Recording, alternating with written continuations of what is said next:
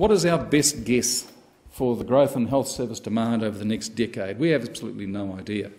NZIER are predicting 40 to 70% on the basis of very linear projections, the sort of things an accountant would do.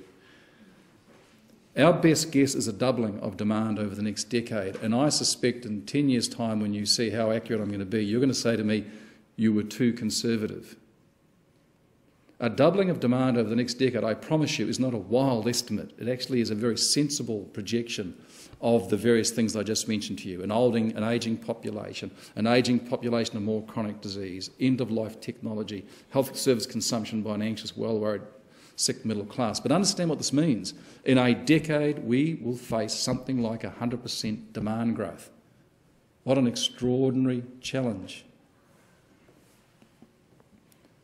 This shows the demographics of New Zealand. We should be very worried in the sense that this relative ageing across each age cohort is significantly greater in Australia.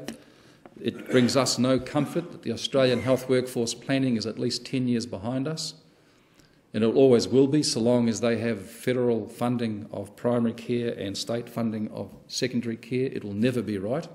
How can it be? How do you get primary secondary integration when in fact different people fund different bits of it? If I'm funding the primary bit, I want to shift all my patients into the secondary bit. If I'm funding the secondary bit, then leave the buggers in the community.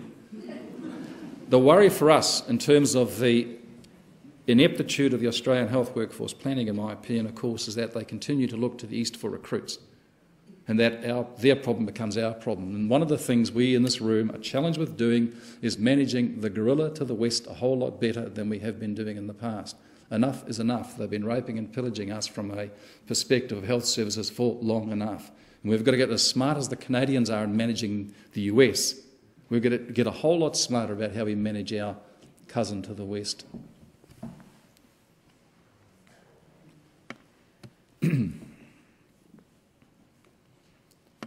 This is the rub. Against 100% demand growth, on the basis of extent, feminisation, part-time work, career choice, migration, retirement, using a headcount of the practitioners and trainees in 2010, none of the medical disciplines will have enough practitioners by 2021 to meet NZIER's best case scenario. Not one of them will hit 140% of today's base. That is a terrible conundrum on the one hand, but it's profoundly liberating on the other, because none of you need to leave here today furiously defending the status quo. Some workforces are already in critical shortage, and this has adverse personal and societal impact. Let's look at this. This is from the Welfare Working Group, and what you're seeing here is a number of people on benefits. And the first thing to notice, by the way, as New Zealanders, we do very well with unemployed people. We have done spectacularly well. This green bit here are people on unemployment benefit. We have actually done very, very well in creating jobs for people and getting people off the dole and into work. This little bit you're seeing down here is the recession. This bit here is a disgrace. These are solo mothers, particularly teenage solo mothers. Our rate of teenage pregnancy is orders of magnitude greater than any equivalent country in the OECD. There's no comfort for us there. This is the bit that should worry us. This bit here and this bit here are people on a benefit for a health problem. There's 150,000 people on long-term benefits because of a health problem, and more than half of those are there because of an unmet mental health need. Over 80,000 people sit on a benefit today because of an unmet mental health need. There are some statistics that came out of the Welfare Working Group which should have us worried sick as a nation. One is 31% of working age Maori are on a benefit. 31% of working age Maori are on a benefit. Another is that one child in 5 in this country grows up relying upon a parent who's a beneficiary. 1 child in 5. And this is the third. There's 150,000 people sitting there. What's missing? We do not have a rehabilitation system in New Zealand. Our mental health services are struggling to meet need. We don't have adequate managed care. Those are 3 missing workforces which underpin this quite extraordinary welfare dependency.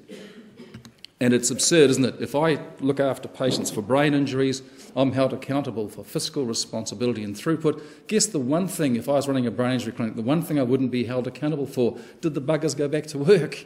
Yet with all due respect, what's my first accountability? A, did they live, and B, did they get their lives back? Yet those accountabilities sit over there in something called MSD or ACC, not my problem. This is the other illustration of where we are. This is the life expectancy of non-Maori females and non-Maori males. That's life expectancy of Maori females and Maori males. The gap in life expectancy between Maori and non-Maori in this country has not closed for 40 years. Has not closed at all for 40 years. This gap in life expectancy is greater than the gap in life expectancy between North American Indians and the colonisers of North America. The point I'm trying to make here is this: not only is our Indigenous health record only made to look good in the OECD by Australia, but the point I'm making here is that this is how health systems fail. Health systems do not fail by way of funding. What you spend is what you spend. They don't fail by way of quality. When you take quality out, costs go up. They fail by way of access and differential outcome. This is how health systems fail. And the point I'm making is we have the seeds of failure already in place. It's not something that may happen. It's something that is happening. This is Jean-Paul Sartre. This is the guy who said you are a product of the decisions you make. Don't bother looking out the window for someone to blame. Go and look in the mirror. But the point about what he said here that's relevant to us is he said you cannot choose not to choose, because not to choose is to choose the status quo. And the point I want to make to you again is we are liberated from the status quo. It is not a viable way of meeting this demand-supply conundrum. And now let's take you to the next bit of this conundrum. The point of here is that we will need to do many things differently, and I will jump over this, but basically this is about driving a health intelligence, and that is what this place is all about. We are drowning in data, we are free of intelligence. Data tells us that we have had a 12.1% fall off in GP productivity from 2001 to 2008. That's data. Intelligence is why. And with all due respect, the levers sit in the why, not into the quantum. Whether it's 12.6% or 11.9%, who cares? But why? What's driving the loss of productivity? That's the difference between data and intelligence. And this House surely should be dedicated to that translation into intelligence, because that's what this is about. We are planning health services on the basis of assumptions, bigotries and biases. We are planning in this field of meaningless data.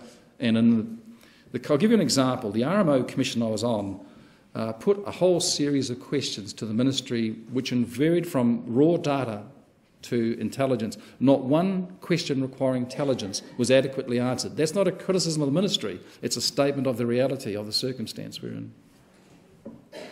Disruptive innovations is business as usual. If you're not disrupting, you're not innovative.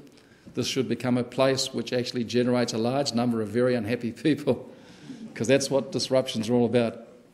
And finally, clinician leadership. And the concern here, I won't deal with that today.